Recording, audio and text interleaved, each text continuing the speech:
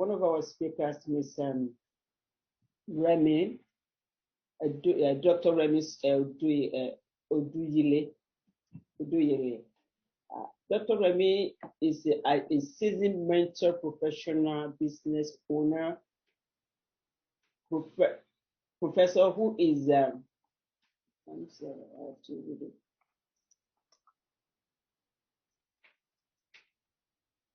Who is passionate about helping people maximize their potential. After becoming president of a Fortune 100 company, she transitioned to become a successful entrepreneur with international impact. Some examples of her impact are her role as a certified corporate trainer and a member of a Forbes Coaches Council. Her contribution as a member of the National Coalition of 100 Black Women and other notable associations, Dublin as a president and CEO, Email Consulting Group and Legacy Premier Foundation in USA.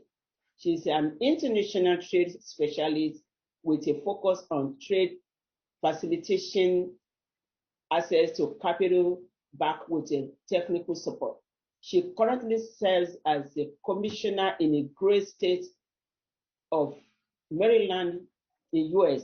She's an example of faith, hard work, perseverance, leading to countless blessings. Ms. Remy Oduyile enjoyed the support of loving and supportive husband and friends with their amazing adult children. Thanks.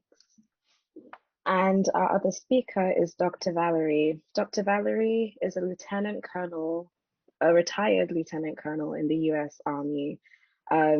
She is trained in career training and college readiness, and also an author of the book, The Student's Comprehensive Guide for College and Other Life Lessons. She also has multiple links and articles up on LinkedIn if you are also interested in seeing her other work. Dr. Valerie has also interviewed for the Maryland STEM podcast, Wealth Academy podcast, and Phil Shapiro Book Review YouTube channel. She also hosts career exploration series titled Employer Speaks that can be viewed on LinkedIn. Valerie has 4 college degrees from 4 different college universities and is a member at large of the Maryland Writer Association. She is also a member of Toastmasters International and the Maryland Career Development Association. I'll hand it over to Mrs. Lamidi to present the problem statement. Thank you. As we all know that it's teenager years, regarding our topic of today, self-discovery and unlock your potentials. There's so many facts embedded in that topic, which we want our speakers to enlighten us and to help us dissect the information so that the teenagers will be well informed in some things they are doing that they think that there's no consequences for it, and also it's always a battleground with them and their parents. So as parents and the teenagers, so we want to well inform some of the spoken words that can affect them or impact them negatively, that will not allow them to fulfill their potentials and able to get to the high pinnacle of their career in life. That is why we are here today to discuss, and we all have a voice. You all can contribute and say something about the topic as in your own perspective or opinion. So I'm going to move in between the two speakers to get their perspective about the topic. So I'll first of all go to Ms. Dr. Duile. So when you see the topic, what comes to your mind? First of all, thank you so much for giving me the opportunity to be on your platform, and thanks for the previous speakers who spoke eloquently. Thanks for sharing your stories. There's power in story sharing, and the beauty is it ended with success. My take on what you just asked is, of course, there are always going to be guidelines. We have to set parameters. How we set it might not be the way when we were growing up had to deal with it. We're in a new world with new ideas, new generation. So it's very pivotal for us as adults, as parents, as caregivers, to understand that we have to unlearn some of the things that we knew before and see how do we modify it. Not to say that some things were bad, but that was the best we knew then. That's the best our parents knew. But now we know better. If you know better, you do better. So I believe that someone said it, that the world we're in now is much tougher than the world that maybe you and I grew in. But again, it's a world. They have to live in it. But there has to be parameters. And to our young leaders who are hearing us right now, and you've heard the stories of everyone that have spoken, the world is for you. You have shoulders to lean on. But the question is, are you going to choose the right shoulder? Are you going to choose the right network? Because the choice is yours. No matter how much we believe that we need to do for you to be the best, you've got to want it like that. You know how you guys do. You have to want it so badly for yourself. And as adults that are listening to me right now and part of this, we have to be intentional to see how do we come to the level of understanding what the young leaders are going through. How do we integrate them to understand why it's important for us to have that tough love that they need to see? And at the end of the day, it's for their good. I also double up as a professor, and I experience young people who come in as freshmen. On day one of class, by the time the semester is over, they are changed. So there's got to be that intentionality to believe in the young leaders, no matter what level of their lives they're in, and to learn how do we do that. But I agree and I submit that there has to be parameters. Absolutely. They cannot just do what they like. Nobody, even adults, we have parameters. Nobody has the right to just do anything. So we've got to be able to guide ourselves and have that self-care to be able to build ourselves for ourselves. You didn't have to be here right now. Mom and dad, uncle and auntie might have treated you and said, oh, you need to be here. If you didn't want to come, you still won't come. But you have to self-lead. And that's what everybody that's on here, especially the young leaders, that's what you've done. And I want to commend you and congratulate you that you are clearly step in the right direction. And the sky is the beginning, not even the limit. And your best is yet to come. Just own it and know that you've got the power and you've got the people to make things happen, but you've got to want it for yourself. Thank you so much, and I'm sure I'll come back again and sing some more. So thank you, Dr. Dule. So, Ms. Austin, what's your take on that? Well, first, I want to say thank you so much to you for inviting me, and it was so nice to meet your co-host and also the speakers that preceded me, because this is a platform. This is so wonderful for self-expression as well as conversation. Now, my take on it is that I'm coming from a position of career. And as we've stated, there are parameters with careers, because as a people, we're beautiful. We have different hair textures. We have different hues of our skin. And all of those things lend themselves to self-expression in our clothing, in our hair, and in other ways that we want to say to people, look at me as a successful, confident person. Unfortunately, with that self-expression, there is parameters within corporate culture and other career guidelines that say you can't be everything that you want to be in that self-expression. So this discussion about career is to be able to navigate what you can do to make sure that you're still able to be self-expressive, but at the same time stay within the parameters or guidelines of what will not have a negative impact. And so for those young men who understood that, yes, there are certain behaviors that you have to maintain to go forth and be successful, it's the same thing in terms of wardrobe. It's the same thing in terms of your hairstyles. It's the same things in terms of what you can do to conform to the corporate culture. So thank you again for having me, and I'm looking forward to that discussion. Yeah. Thank you, Dr. You are breaking out though.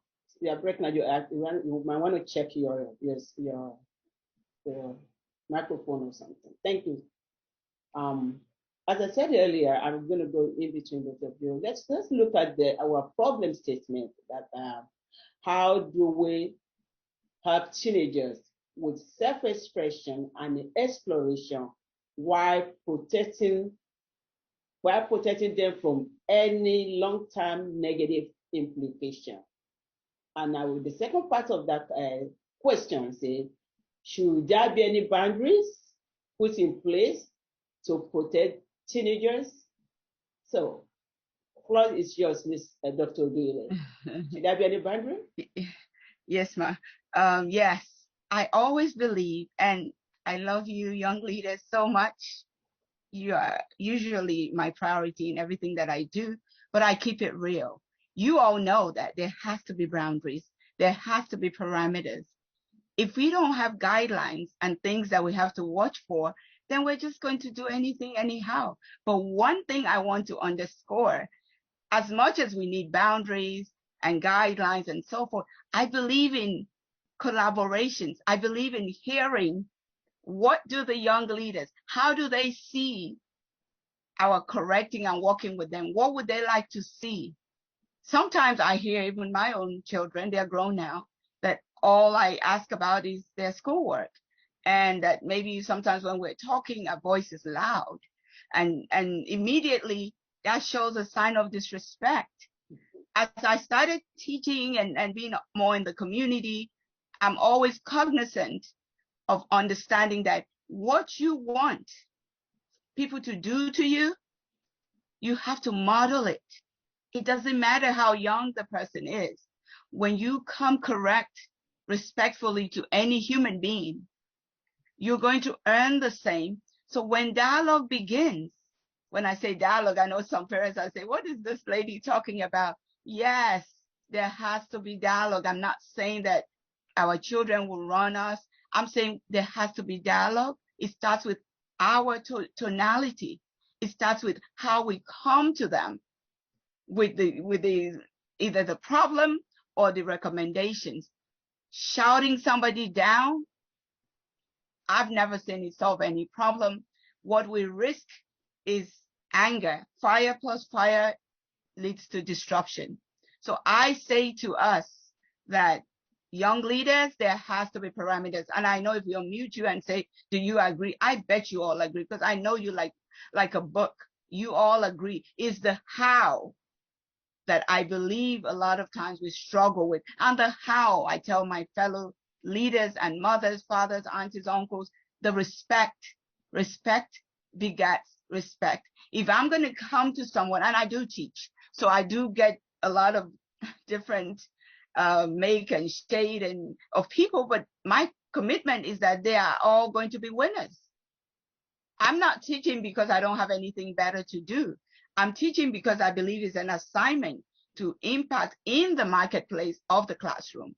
So by the time they get to the real marketplace, they would have heard someone like me tell them a few of my stories.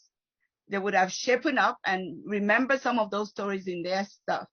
But one thing for sure is that respect has to be respect. And we have to say, okay, how do you see this? For instance, in our dressing, my co-speaker said it. We all look beautiful. We have ways that we want to express ourselves. Some of us adults still wear this long hair. Sometimes some of us wear cornrows. People want to express it. This morning, I didn't feel like being all suited. I decided I want a t-shirt on. Everybody has reasons why they do what they do. So let's say somebody doesn't come the way you expected. Just asking, oh, what do you think? Why are you this way? Or let them know in advance that this is the dress code and tell them the why. If somebody is going for an interview, I used to interview with my former company, Bank of America, when we were hiring. Before somebody sat at your desk or at the table, as they're walking in, half of the decision is already made. And you're just coming in, and you have to dress the way you want to be addressed. Again, you might not know the how. I'm not going to sit here and fault anybody who maybe have been told they're not dressing right. I don't know how anybody dresses. And Ms. Lamide hasn't said anything about anybody to me, but I'm saying that just having communication dialogue with our young leaders and finding out, what do you feel like the way you look? Would you hire somebody like this if you were the boss? Of course, all you have is that cold silence, and then keep digging in. And then eventually, oh, I got it. And when they say they got it, that's not the time to beat on a dead horse. That just means they heard you. I hear you. Can you be quiet and let me take action on your words? So that's what I've been using. I do a lot of mentorship and leadership coaching for the young leaders. I'm a mother of 3 successful young guys and girls. So I know where I have failed, and that is just assuming that when you've said something, you have to say it 5 million times. And when they've heard you, they might not act right away. So parameters will be there, young leaders. There's no way you can live life without parameters.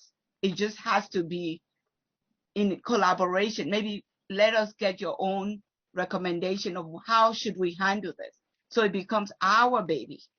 So we say, okay, maybe you like to have your hair somewhere funky, painted red or whatever. We said, guess what? If you were hiring somebody who you needed for a very critical job and position, would you like them to have this green hairdo? And if you say yes, then let's see why. And they will say, why? Why would you like to stand out so much like that in the marketplace when you know that we're already minority in a majority country whereby we have all of these strikes? I had 4 strikes against me, Black female Nigerian accent in corporate America. As a young teenager, I came to this country as a teenager. And I rose to vice president, from teller to vice president. But those 4 strikes, I had to embrace it and not take it personal. And I know some of you are dealing with societal issues. You're dealing with peer pressure. I get it. I know it. And we're still complaining that you're not all that when you see worse things. I get it. But all you have to do is, like Mr. Wilson said, is find the good people. If anybody is taken away from the kind of person you will be proud to be seen when your parents are there, don't bother to do it.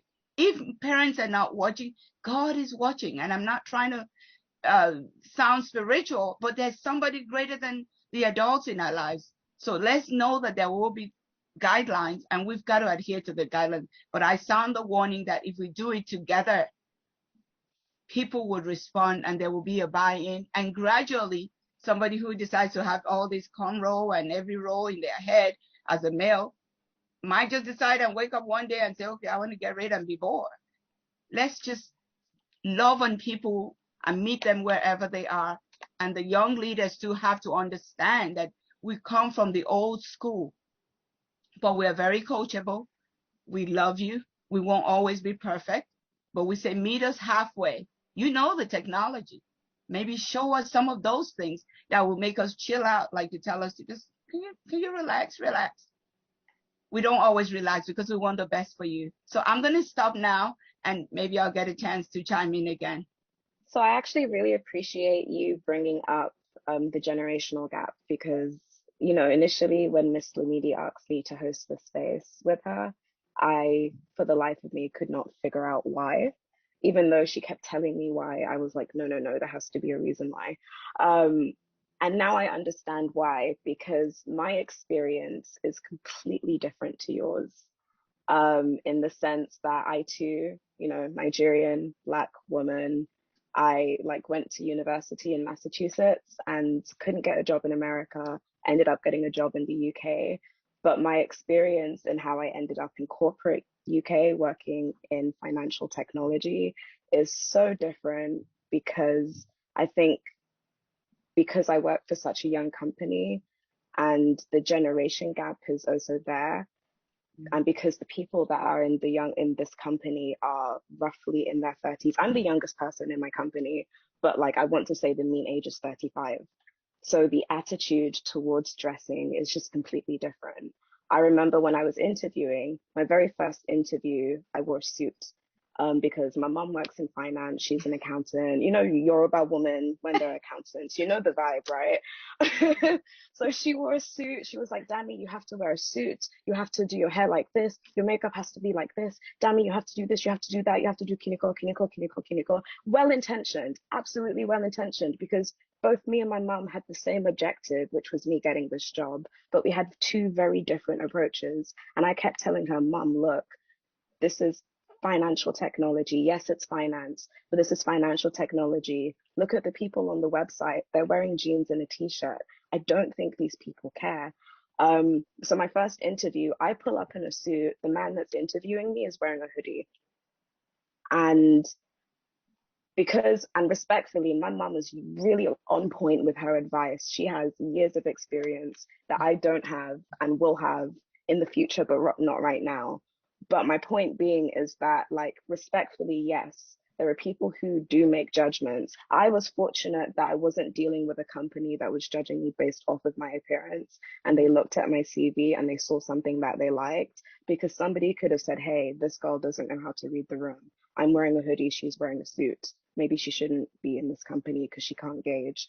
And so, yes, there are parameters, but also as a 23-year-old who looks 16 and often has my opinion dismissed by older Nigerians because I don't look like an adult, I can tell you that a lot of the younger generation are frustrated because you've raised us to analyze, you've raised us to see things and recognize patterns. And we're seeing patterns and we're telling you, hey, this is a pattern that we're recognizing, and it's being completely dismissed. Like with my mom, love her, respect her. She's usually right, but in that instance, she's wrong. And Olumide can back me up there because he had to tell her, hey, Dami knows what she's talking about in this situation. Maybe like give her a chance here. But there are situations where respectfully, you guys are wrong.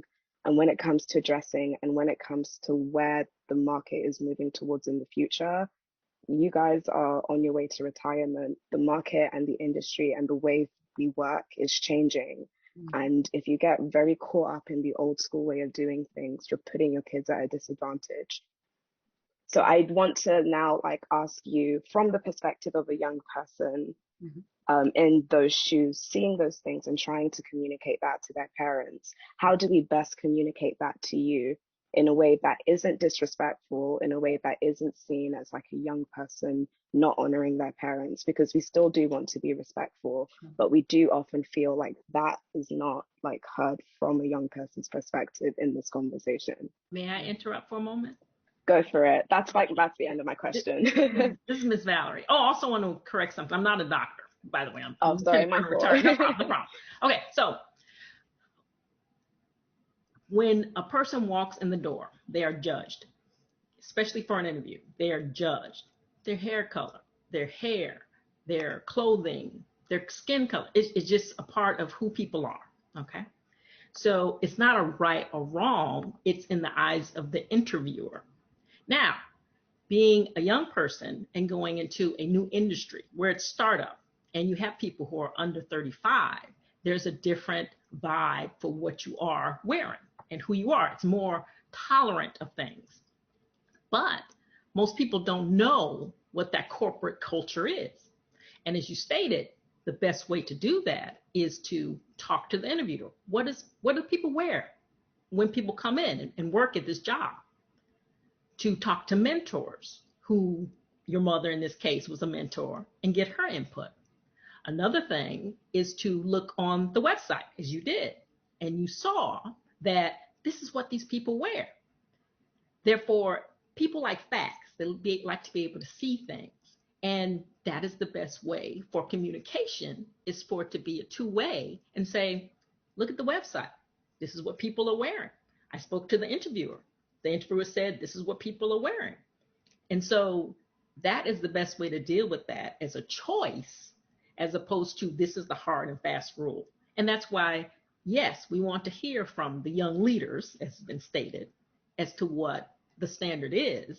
But then you also have to look at what the venue is. Because as you stated, in the United States, it was very difficult to get that inroads into that job, because unfortunately, the United States is known for, it's very Eurocentric, and they have certain standards, especially in corporate America, of what they expect people to wear. So that may be an answer to your question, although you can open up to others to also answer that question. Oh, absolutely. I I don't know would, if oh, anybody sorry. else has any thoughts that they'd like to chip in. Yeah, I wanted to chip in if that's okay. I think the question that I heard you ask also has to do with how best can the younger generation relate to us, older generation. We've taught you well. I've heard this over and over that we've taught you well. You're on point. You analyze. You got all the stuff. You went to the best schools, and you have you're smart, and you have your opinion. That's how we raised you. We didn't want you to just be a quiet, just be looking like a zombie kind of a person. But now the table is turning. You are grown, and you want to be able to exercise your independence and so on and so forth.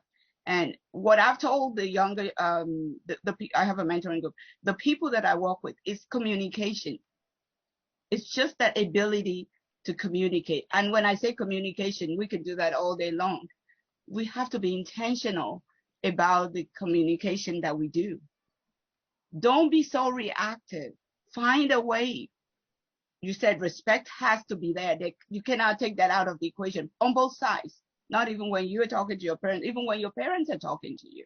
I am very big on that. Otherwise, you won't get anything accomplished. You'll just be wasting your saliva and talking and nothing will happen. But when you dare to respect, because you will get action. So I would say that the best way I know that people have done it is the ability to communicate. And the communication doesn't have to be verbal alone. Sometimes two people might not be able to see eye to eye. Or some young people like text.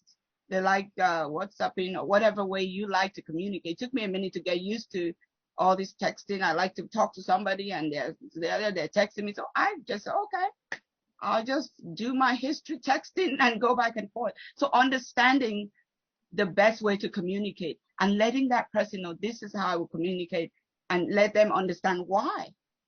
That it's easier, I'm busy, this is how best I can be doing multitasking and texting you, mom or dad or auntie or daughter. When they know that, it's a lot easier. Then people will calm down and not just freak out and say, oh, my daughter hasn't called me, because she won't be calling you. She's just going to text you and say hello. So having such a understanding with whoever it is based on your communication, we didn't raise you to be a pushover or just to sit and work. We like what you're doing. It's just when you are engaging with us, some of us, we don't always process it well enough, but you can keep teaching us. You can teach us the way we taught you in love. You can show us, you can teach us the technology, not in a mean way, not in a rushing, like, oh, you should do this and do that. Because it's not as easy as it looks.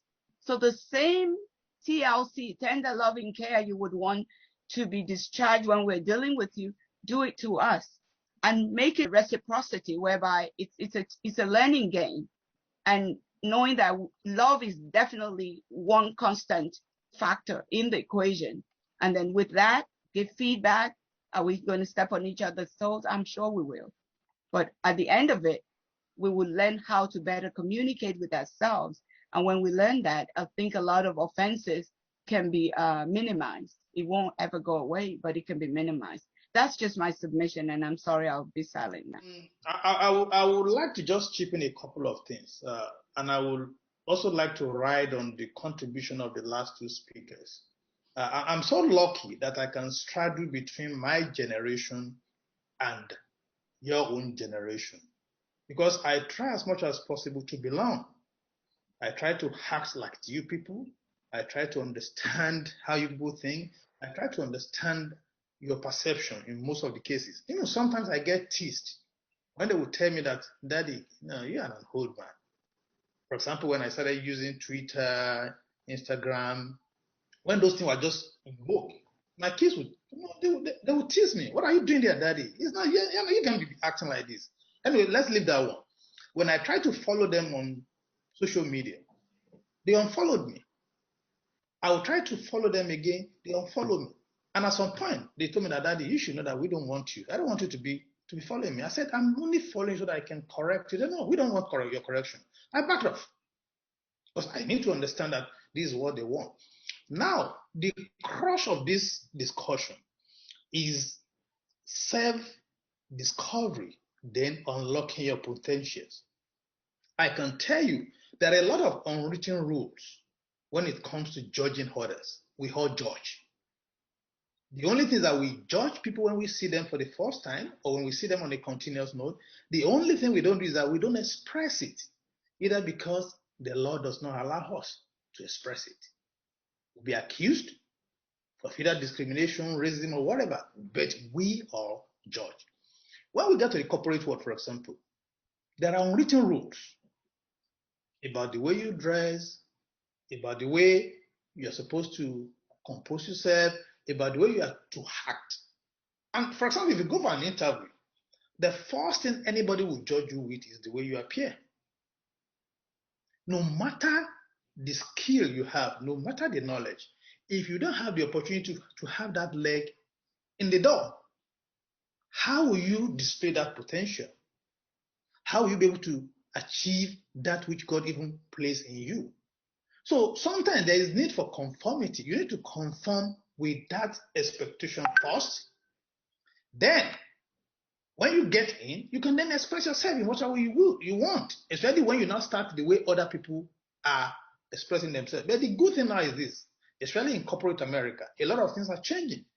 And thanks to the big tech company, the Amazon, the Microsoft, and all the rest, they are the ones that democratize the way you dress.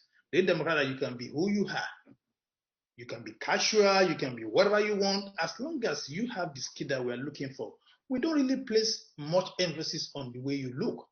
But for the current generation, I want to encourage you, as much as possible, conform initially to be able to get your legs through the door. Because if you don't do that, for example, if you don't prepare your resume in a way and manner that somebody, a recruiter, will have a look at it and wanting to talk to you, you're not going nowhere. That is the truth. And where people are who don't care, they are techie, they are geeks, because what they focus on is that the knowledge I have, how can I apply it? They don't care about the way they dress. They don't care about the way anybody wants to think about them. But most of the time, if they don't do that initial confirmation, they won't be able to get their leg across the door and be able to do what? To achieve their maximum or their optimum potential. I'm encouraging you, the incoming or the new generation, let's put it that way. Why we as Africans and older generation, we may sometimes get overbearing. It's because we love you, because we want the best for you. But most time, we don't approach this thing the way you want us to approach it. And that is where communication, which the two speakers actually emphasize on, comes in. When you talk to a parent and you explain to them, there is no way they will not listen. Just the same way when we explain things, our expectation to you in love, you will normally listen. But we as Africans especially, we have that aggressiveness, which is born out of maybe the way we were raised. I still encourage you, as much as possible, try to tolerate us, try to tell us to calm down in a way and manner that will be loving, so that we can communicate both ways, and it will be good story and good ending for both parents and the children. Thank you.